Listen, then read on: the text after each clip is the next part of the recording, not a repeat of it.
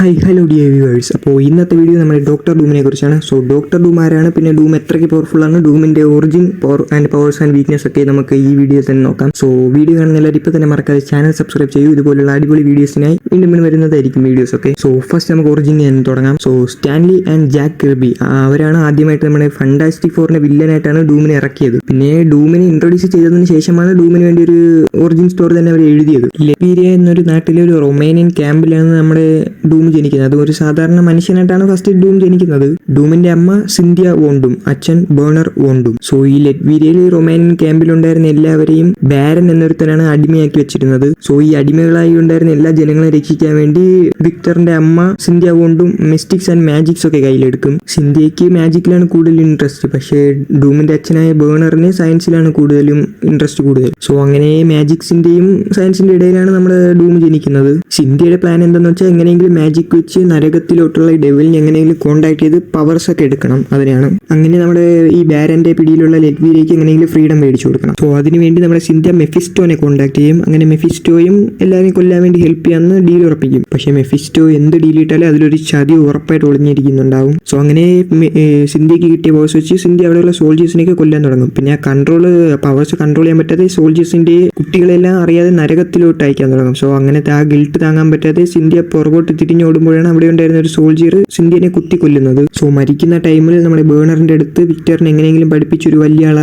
നിലയിൽ എത്തിക്കണമെന്നാണ് പ്രോമിസ് മേടിച്ചിട്ടാണ് നമ്മുടെ സിന്ധ്യ മരിക്കുന്നത്. സോ അത് കഴിഞ്ഞ് നമ്മുടെ ബേണർ സിന്ധ്യയുടെ ആക്സസറീസ് ഒക്കെ എടുത്ത് ഒരു ബോക്സിലാക്കി അതിനെ കത്തിക്കാൻ ശ്രമിക്കും. പക്ഷെ അത് കത്തത്തില്ല. ബിക്കോസ് നമ്മുടെ സിന്ധ്യയുടെ സോൾ ഇപ്പോഴും മെഫിസ്റ്റോയുടെ കയ്യിലാണുള്ളത്. സോ മെഫിസ്റ്റോ അതിനെ ടോർച്ചർ ചെയ്യുന്നുണ്ട്. സോ അതുകൊണ്ടാണ് സിന്ധ്യയുടെ ആക്സസറീസ് ഒന്നും ബേണറിനെ ഇരിക്കാൻ പറ്റാത്തത്. സോ ബേണർ തന്റെ മകനായ വിക്ടറിനെയും വിളിച്ചിട്ട് നമ്മളെ ലെറ്റ്വീരിയെ വിട്ട് പോകാൻ തന്നെ ശ്രമിക്കും. പക്ഷെ പോകുന്ന വഴിയിൽ ഒരു സ്നോ സ്റ്റോമിലകപ്പെട്ട് ബേണർ മരിക്കും. വിക്ടർ തന്റെ സ്വന്തം നാടായ ലെറ്റ്വീരിയയിലോട്ട് തന്നെ തിരിച്ചു വരും. ആ വരുന്ന വഴിയിൽ വേറൊരു സോൾജിയർ നമ്മുടെ വിക്ടറിനെ കൊല്ലാൻ വേണ്ടി ഇങ്ങനെ പതിയിരിക്കും. പക്ഷെ വിക്ടർ ആ സോൾജിയറിനെ ഇങ്ങനെ കണ്ടുപിടിച്ച് കൊല്ലും. സോ ഇതൊക്കെ നടക്കുമ്പോൾ വിക്ടർ വോണ്ടൂമിന് വെറും 16 വയസ്സാണ്. പിന്നീട് അവന്റെ അമ്മയെ കുറിച്ചുള്ള സത്യങ്ങളൊക്കെ അവൻ മനസ്സിലാക്കും. പിന്നീട് ആ മാജിക് നോട്ട്സ് ഒക്കെ അവൻ കണ്ടുപിടിച്ച് കുഞ്ഞിലെ തന്നെ മാജിക്സ് ഒക്കെ യൂസ് ചെയ്യാൻ വേണ്ടി തുടങ്ങും. പിന്നെ അതേപോലെ തന്നെ വിക്ടർ വളരെ ഇന്റലിജന്റ് ആണ്. കുഞ്ഞിലെ ഇലക്ട്രോണിക് ഡിവൈസ് ഒക്കെ വിക്ടർ ഉണ്ടാക്കും. അങ്ങനെ ഇരിക്കുമ്പോഴാണ് അവിടുത്തെ സോൾജേഴ്സിന്റെ ഇടയിൽ നിന്ന് രക്ഷപ്പെടാൻ അവനെ പോലെ തന്നെ ഇരിക്കുന്ന ഒരു ക്ലോണിൻ റോബോട്ടിനെ ഉണ്ടാക്കി അവിടെ നിന്ന് അവൻ രക്ഷപ്പെടും. സോ ഇതുപോലെയുള്ള ഫ്യൂച്ചറിലും കുറച്ച് റോബോട്ട്സിനെയൊക്കെ ഡൂം ഉണ്ടാക്കിയിട്ടുണ്ട്. അതിനെയാണ് നമ്മൾ ഈ ഡൂം ബോട്ട്സ് എന്ന് വിളിക്കുന്നത്. അത് ഈ ഡൂംസ്ഡേ സിനിമയിൽ വരുന്നതായിരിക്കും. So coming back to story, ഇത്രയ്ക്ക് ഇന്റലിജന്റ് ആയ ഒരു കുട്ടി ലെറ്റ്വീരിയയിൽ ഉണ്ടെന്ന് നമ്മുടെ അമേരിക്കൻ ജനറൽസിനൊക്കെ ഇൻഫർമേഷൻ കിട്ടും. അവരവനെ അമേരിക്കയിലോട്ട് കൊണ്ടുവരും. പിന്നെ കൂടുതലും അവന്റെ പഠിത്തത്തിനുള്ള ചെലവും പിന്നെ എക്സ്പെരിമെന്റ്സ് ചെയ്യാൻ ഒരു ചെറിയ ലാബും അവർ ഈ സ്കൂളിൽ അവനെ സെറ്റപ്പ് ചെയ്ത് കൊടുക്കും. സോ അങ്ങനെ ഇരിക്കുമ്പോഴാണ് ഈ ഡോക്ടർ ഡൂമിന്റെ റൂംമേറ്റ് ആയിട്ട് വരുന്ന ആളാണ് നമ്മുടെ ഫാന്റാസ്റ്റിക് ഫോറിലെ റീ റിച്ചർഡ്സ്. ഡൂം എത്രയ്ക്ക് ഇന്റലിജന്റ് ആണോ അത്രയ്ക്ക് ഇന്റലിജന്റ് ആണ് റീ റിച്ചർഡ്സും. സോ ഇവർ രണ്ടുപേരും തമ്മിൽ ആരാണ് കൂടുതൽ ജീനിയസ് എന്ന് എപ്പോഴും ഒരു ഈഗോ ക്ലാഷ് നടന്നുകൊണ്ടേയിരിക്കും ഇവർ രണ്ടു തമ്മിൽ. സോ അങ്ങനെ ഇരിക്കുമ്പോഴാണ് ഡൂം പക്ഷേ ഈഗോ ക്ലാഷിൽ അത്രയ്ക്കൊന്നും കോൺസെൻട്രേഷൻ ചെയ്തില്ല. ഡൂമിനെ എങ്ങനെയെങ്കിലും അവന്റെ അമ്മേനെ രക്ഷിക്കണം. അതിനുവേണ്ടി പിന്നീട് മാജിക് ആൻഡ് സയൻസ് ഇംപ്ലിമെന്റ് ചെയ്ത് ഒരു മെഷീൻ തന്നെ കണ്ടുപിടിക്കുക. എന്ന് വെച്ചാൽ വേറെ മറ്റേ ഹെല്ലിലോട്ട് പോയി വേറെ ഡിമെൻഷനിലോട്ടൊക്കെ ട്രാവൽ ചെയ്ത് ചെയ്യാൻ പറ്റുന്ന ഒരു മെഷീൻ. സോ അതുണ്ടെങ്കിൽ മെഫിസ്റ്റോയുടെ പിടിയിലുള്ള അവന്റെ അമ്മേനെ അവനിക്ക് രക്ഷിക്കാം. സോ അങ്ങനെ ഡൂം ഈ മെഷീൻ റീഡിങ് എടുത്ത് കാണിക്കും.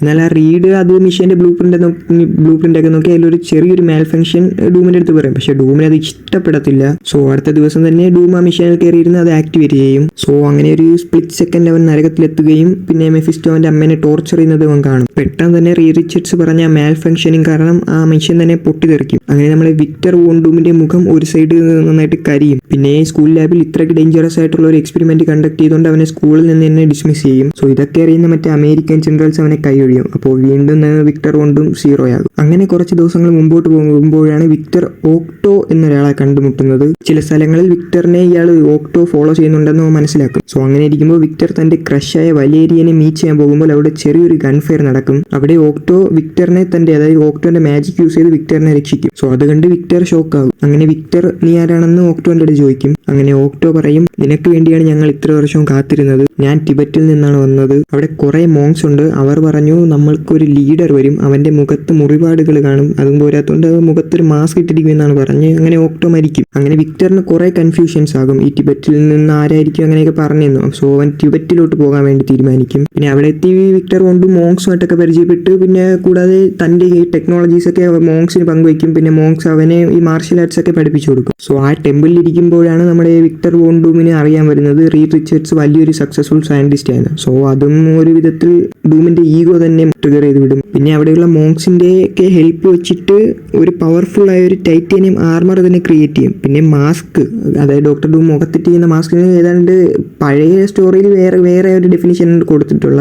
അപ്പോൾ നമുക്ക് രണ്ടും നോക്കാം. ഈ ഓൾഡ് സ്റ്റോറി നോക്കിയാൽ ഈ മാസ്ക് ഫോർജ് ചെയ്ത ഉടനെ ആ ചൂടോടെ തന്നെ തന്റെ മുഖത്ത് വോണ്ടൂം എടുത്തിടും. പക്ഷെ ന്യൂ ടൈം ലൈൻ നോക്കുമ്പോൾ ഊരാൻ പറ്റുന്ന ഒരു മാസ്ക് ആണ് ഡോക്ടർ ഡൂം യൂസ് ചെയ്യുന്നത്. സോ ആർമറൊക്കെ സെറ്റ് ചെയ്ത് നേരെ ഡോക്ടർ ഡൂം പോയത് ലെറ്റ്വീരിയയിലേക്കാണ്. പക്ഷെ ന്യൂ ടൈം ലൈൻ സ്റ്റോറിയിൽ ഊരാൻ പറ്റുന്ന ഒരു മാസ്ക് ആണ് ഡോക്ടർ ഡൂം ഇട്ടിരിക്കുന്നത്. സോ അങ്ങനെ ആർമറൊക്കെ ആയിട്ട് നമ്മുടെ ഡോക്ടർ ഡൂം നേരെ പോയത് ലെറ്റ്വീരിയയിലോട്ടാണ്. അവിടെ ഉണ്ടായിരുന്ന ബാരനെയും കൊന്നവർക്ക് ഫ്രീഡം ഒക്കെ നേടിക്കൊടുക്കും. എന്നിട്ട് ഡോക്ടർ ഡൂം ലെറ്റ്വീരിയയിലെ പുതിയ കിങ് ആയിട്ട് തന്നെ മാറും. അവിടുത്തെ ജനങ്ങൾക്ക് നല്ലതൊക്കെ ചെയ്യും. എന്നാലും ആരെങ്കിലും തെറ്റ് ചെയ്താൽ അവർക്ക് ഉടനെ തന്നെ അതിനുള്ള പണിഷ്മെന്റും കൊടുക്കും. ഇൻഫാക്ട് അവിടുത്തെ ഒരു ഡിക്റ്റേറ്റർ ആയിട്ടാണ് ഡൂം അവിടെ റൂൾ ചെയ്തുകൊണ്ടിരുന്നത്. ഡൂമിന് ലെറ്റ്വീരിയനെ എങ്ങനെയെങ്കിലും മറ്റ് കൺട്രീസിനെ പോലെ ഡെവലപ്ഡ് കൺട്രി ആക്കണം. ബട്ട് ആരെങ്കിലും ഡൂമിനെ എതിർത്ത് സംസാരിച്ചാൽ കൺഫേം ഡെത്ത് ആണ്. പിന്നെ വിക്ടർ വോൺ ഡൂം ആ ലെറ്റ്വീരിയയ്ക്ക് എന്നാണോ ഫ്രീഡം മേടിച്ചു കൊടുത്തത് ആ ദിവസത്തിനാണ് ഡൂംസ് ഡേ എന്ന് പറഞ്ഞ് അവർ ആഘോഷിക്കുന്നത്. ഈ ഡോക്ടർ ഡൂമിന്റെ എയിം ആരെയും കൊല്ലണമെന്നൊന്നുമില്ല. ഡൂമിന് ഈ വേൾഡിനെ തന്നെ കൺട്രോൾ ചെയ്യണം. ഈ ലോകത്തെ വേറൊരു ലെവലിലോട്ട് ഇവോൾവ് ചെയ്യണം, ബെറ്റർ ആക്കണം. സോ ഇങ്ങനെയൊക്കെ ചെയ്യുന്നതുകൊണ്ട് ഡോക്ടർ ഡൂം നല്ലവനാണെന്ന് നിങ്ങൾ വിചാരിക്കും. സോ അങ്ങനെയൊന്നുമില്ല. ഡോക്ടർ ഡൂമിന് ലീഡർ ആകണം. പിന്നെ താൻ പറയുന്നത് മാത്രമേ എല്ലാവരും കേൾക്കാവൂ. തന്നെ ആരെങ്കിലും എതിർത്ത് സംസാരിച്ചാൽ അവിടെ വെച്ച് തന്നെ കൊല്ലും. പിന്നെ ഡൂമിനേക്കാൾ ജീനിയസ് ആയിട്ട് വേറെ ആരും ഈ വേൾഡിൽ വേണ്ട എന്നൊരു തോട്ടാണ്. ഫോർ എക്സാമ്പിൾ, ഡൂം ലീഡർ ആയാൽ ഡൂം ചെയ്യുന്ന ഫസ്റ്റത്തെ ജോലി തന്നെ ഡൂമിനേക്കാൾ ജീനിയസ് ആയ ഒരു 10 പേരെ പിടിച്ച് കൊല്ലുന്നതായിരിക്കും. ഈ വേൾഡ് ഇംപ്രൂവ് ചെയ്യണം, പക്ഷെ ഇംപ്രൂവ് ചെയ്യുന്നത് താനായിരിക്കണം എന്നൊരു സെൽഫിഷ് മൈൻഡ് സെറ്റാണ് ഡൂമിന് എപ്പോഴും ഉള്ളത്. വളരെ സെൽഫിഷ് ആയ ഒരു ക്യാരക്ടറാണ്. സോ ഇതുകൊണ്ടൊക്കെയാണ് റീഡ് റിച്ചർഡ്സിന്റെ കൂടെ ഇടയ്ക്കൊക്കെ നമ്മുടെ ഡൂം ഫൈറ്റ് ചെയ്യാൻ പോകുന്നത്. ആൻഡ് ഡോക്ടർ ഡൂം ആരുടെയെങ്കിലും കൂടെയൊക്കെ ഫൈറ്റ് ചെയ്താൽ അവരെ മാക്സിമം കൊല്ലാൻ നോക്കല്ല, മോസ്റ്റ്ലി അവരെങ്ങനെയെങ്കിലും ടോർച്ചർ ചെയ്യിപ്പിക്കാനാണ് നോക്കുന്നത്. അത്രയ്ക്കൊരു സാഡിസ്റ്റ് പേഴ്സൺ ആണ് ഡൂം. ഈവൻ ഫണ്ടാസ്റ്റിക് ഫോറിനെ പോലും കൊല്ലാൻ നോക്കത്തില്ല. ഈ വേൾഡ് ഫുള്ള് കൺട്രോൾ എടുക്കാനാണ് ഡൂം ഇപ്പോഴും ട്രൈ ചെയ്തുകൊണ്ടിരിക്കുന്നത്. ഈ സീക്രട്ട് വാർസ് സ്റ്റോറി നോക്കുമ്പോൾ ഫുള്ള് മൾട്ടിവേഴ്സിനെ തന്നെ ഡൂം കൺട്രോൾ എടുത്ത് ഗോഡ് ഡൂമായിട്ട് തന്നെ മാറും. എല്ലാവരും താൻ പറയുന്നതിനെ കേൾക്കണമെന്നൊരു റൂൾസും അവിടെ കൊണ്ടുവരും. സോ ഡോക്ടർ ഡൂമിന്റെ പവേഴ്സ് നോക്കിയാൽ ഒരു നോർമൽ ഹ്യൂമൻ ആണ്. പക്ഷേ ഡോക്ടർ സ്ട്രേഞ്ചിനെ പോലെ മാജിക്കും അറിയാം. പിന്നെ ടോണി സ്റ്റാർക്കിനെ പോലെ വളരെ ജീനിയസുമാണ്. ഇൻഫാക്ട് ടോണി സ്റ്റാർക്കിനെക്കാളും ജീനിയസ് ആണ് ഡോക്ടർ ഡൂം. ഒരു എക്സാമ്പിൾ നോക്കിയാൽ നമ്മളൊരു സ്ഥലത്ത് നിന്ന് വേറൊരു സ്ഥലത്തുമായി വണ്ടികളൊക്കെ യൂസ് ചെയ്യും, കാർ, ബൈക്ക് അല്ലെങ്കിൽ സൈക്കിൾ, അല്ലെങ്കിൽ നമ്മൾ നടന്നു തന്നെ പോകും. പക്ഷേ ഡോക്ടർ ഡൂം വേറൊരു സ്ഥലത്ത് നിന്ന് വേറൊരു സ്ഥലത്ത് പോകാൻ വേണ്ടി ടൈം മെഷീനാണ് യൂസ് ചെയ്യുന്നത്. ആ മെഷീനെ ടൈം പ്ലാറ്റ്ഫോം എന്ന് വിളിക്കും. ഈ മെഷീൻ വെച്ച് ടൈം ആൻഡ് സ്പേസിലോട്ട് ഈസിലി തന്നെ ട്രാവൽ ചെയ്യാൻ പറ്റും. ഇൻഫാക്ട് ഈ പ്ലാറ്റ്ഫോം വെച്ചാണ് കാങ് മൾട്ടിവേഴ്സ് ലെവലിൽ ട്രാവൽ ചെയ്യുന്നത്. കോമിക്കിൽ ചിലപ്പോൾ സിനിമയിലും അത് കൊണ്ടുവരാം. സോ കാങ് ഒരു വിധത്തിൽ വില്ലനാകാൻ ഡോക്ടർ ഡൂമാണ് കാരണം. ആൻഡ് തന്നെ പോലെ തന്നെ ഇരിക്കുന്ന ഈ ക്ലോൺ റോബോട്ട്സിനെയൊക്കെ വെച്ച് ഒരു ആർമി തന്നെ ക്രിയേറ്റ് ചെയ്യും. അതാണ് ഡൂം ബോട്ട്സ്. നമുക്ക് ചിന്തിക്കാൻ പോലും പറ്റാത്ത അത്രയ്ക്ക് ബുദ്ധിശാലിയാണ് ഡോക്ടർ ഡൂം. ഡോക്ടർ ഡൂം ഇതുവരെയായിട്ട് ഒരു പ്ലാനും തന്നെ ഫെയിൽ ആയിട്ടില്ല. അത്രയ്ക്ക് ക്ലീൻ ആയിട്ട് പ്ലാൻ ഇടും.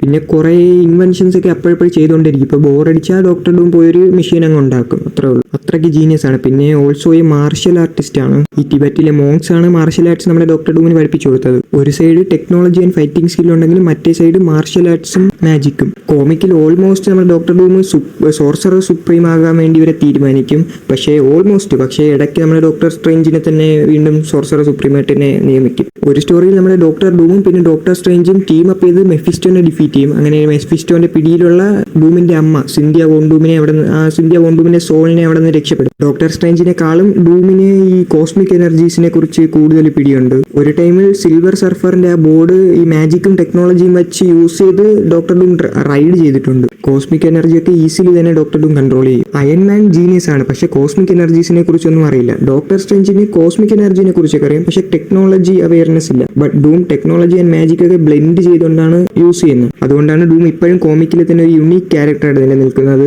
സോ അതുകൊണ്ട് ഡൂമിന്റെ ടെക്നോളജീസ് ഒക്കെ ഒന്നും ആർക്കും തന്നെ ഈസിലി ഡിഫീറ്റ് ചെയ്യാൻ പറ്റത്തില്ല. കോമിക്കിൽ ഒരു ടൈമിൽ ഡോക്ടർ സ്ട്രേഞ്ചിനെ പറഞ്ഞിട്ടുണ്ട് ഡൂം ഡോക്ടർ സ്ട്രേഞ്ചിനേക്കാൾ വളരെ പവർഫുൾ ആണെന്ന്. ബിക്കോസ് ഡോക്ടർ ഡൂമിന്റെ അമ്മ ഒരു മന്ത്രവാദിയായിരുന്നു. സോ ഡൂമിനും ബ്ലാക്ക് മാജിക്സ് ഒക്കെ അറിയാം. സ്ട്രേഞ്ചിനെക്കാളും വളരെ ക്ലീൻ ആയിട്ട് തന്നെ ഡൂം മാജിക്സ് ഒക്കെ യൂസ് ചെയ്യും. പിന്നെ ഡൂമിന്റെ ആ പേര്, യഥാർത്ഥ ഡൂമിന്റെ പേര് വിക്ടർ വോൺ ഡൂം എന്നാണ്. ആ പേരിലെ ഡോക്ടർ എന്ന് പറഞ്ഞ PhD വെറുതെ ഇട്ടതാണ്. അങ്ങനെ തന്റെ പേര് ഡോക്ടർ ഡൂം എന്ന് മാറ്റും. പിന്നെ ഡോക്ടർ ഡൂം ഇട്ടിരിക്കുന്ന ആർമർ ഒരു ടൈമിൽ ആ ആർമറിനെ മൊത്തത്തിൽ തന്നെ വൈബ്രേനിയമായിട്ട് മാറ്റും. ആ ആർമർ വെച്ച് ഡൂമിന് ഏതാണ്ട് 2 ടൺ വെയിറ്റ് ഈസിലി തന്നെ തൂക്കാൻ പറ്റും. ഇപ്പൊ ഇതുവരെ MCUവിൽ ടോണി സ്റ്റാർക്ക് ക്രിയേറ്റ് ചെയ്തിട്ടുള്ള എല്ലാ ആർമറിനെ വെച്ച് നോക്കിയാലും കൂട്ടിയാലും അത്രയ്ക്ക് പവർഫുൾ ആയിരിക്കും ഡോക്ടർ ഡൂമിന്റെ ആ ഒറ്റ ആർമർ. നെക്സ്റ്റ് ഡൂമിന്റെ ആ വിൽ പവർ, എന്തെങ്കിലും ഒന്ന് വിചാരിച്ചാൽ വിൽ പവർ വെച്ച് തന്നെ ഡൂം നേടിയെടുക്കും. പിന്നെ ഡോക്ടർ ഡൂമിന്റെ വീക്ക്നെസ്സിലോട്ട് വന്നാൽ ഡോക്ടർ ഡൂം ഒരു നോർമലി ഒരു ഹ്യൂമൻ ആണ്. ഡോക്ടർ ഡൂം ആ ആർമർ ഇട്ടില്ലെങ്കിൽ ഈസിലി തന്നെ ഒരു തോക്ക് വെച്ച് വെടിവെച്ച് കൊല്ലാം. പക്ഷേ എന്നാലും ആ തോക്കം പിടിച്ചിട്ട് ഡോക്ടർ ഡൂമിന്റെ മുന്നിലോട്ടൊന്നും പോയി നിൽക്കാൻ പറ്റത്തില്ല. അങ്ങനെ നിൽക്കണമെങ്കിലും ഡൂം വിചാരിക്കണം. നേരത്തെ പറഞ്ഞു ഡൂം അത്രയ്ക്ക് ഇന്റലിജന്റ് ആണെന്ന്. പിന്നെ ഡൂമിനെ ഡിഫീറ്റ് ചെയ്യണമെങ്കിൽ ഡൂമിന്റെ ഈഗോ തന്നെ നമ്മൾ യൂസ് ചെയ്യണം. റീഡ് റിച്ചേഴ്സ് ഡൂമിന്റെ ഈഗോ വെച്ച് ചില സ്റ്റോറിയിൽ ഡൂമിനെ ഡിഫീറ്റ് ചെയ്തിട്ടുണ്ട്. സോ RDJയും ഡൂമായിട്ടാണ് നമ്മൾ ഡൂംസിയിൽ വരാൻ പോകുന്നത്. സോ RDJ ഇതുപോലെ ഒരു പവർഫുൾ ക്യാരക്ടറായിട്ടാണ് പ്ലേ ചെയ്യുന്നത്. സോ ആ ക്യാരക്ടർ എങ്ങനെയാണ് വന്നതെന്നൊന്നും അറിയില്ല. സോ ഇത്രയേ ഉള്ളൂ ഇന്നത്തെ വീഡിയോ. ഇതുപോലുള്ള അടിപൊളി വീഡിയോസിനെ ചാനൽ മറക്കാതെ സബ്സ്ക്രൈബ് ചെയ്ത് വെച്ചേക്കൂ. അപ്പോൾ നെക്സ്റ്റ് ഒരു അടിപൊളി വീഡിയോ കാണുന്നവരെയും ബൈ ബൈ.